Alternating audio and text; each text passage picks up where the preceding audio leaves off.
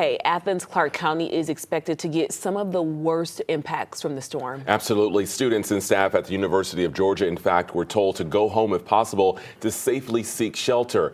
Our Joe Ripley is joining us live in Athens, where preparations are already underway ahead of this winter event. Joe, you know that area very well as a UGA alum. Have many students gone home, does it seem? You know, it's a relatively sleepy Saturday, Jonathan and Aisha, here in Athens in the Classic City. We ran into a group of students who said they plan to wait out the storm. They're from Atlanta, but they're not going to chance a drive back at any point today. So they said they brought extra supplies and food.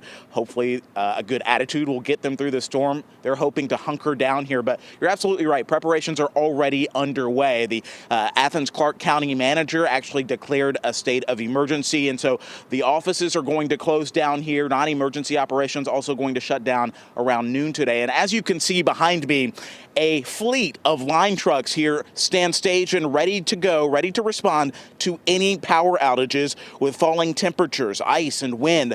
Those could cause widespread outages, we're told, at some point today.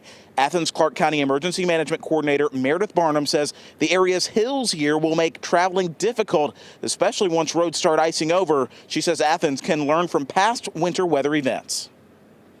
To not let our guard down, especially for Athens-Clarke when we are right on that line, and Metro Atlanta where it's kind of touch and go with what may happen, but really pivoting our response to be worst case scenario and preparing our citizens for that as well is the biggest takeaway that we can learn from the past.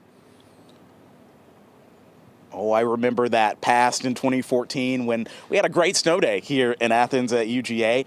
Speaking of, the Classic City Marathon kicking off around 7:30 this morning. They're going to try to get that race in before the worst of this winter weather arrives. We're going to check in throughout the day with the emergency management.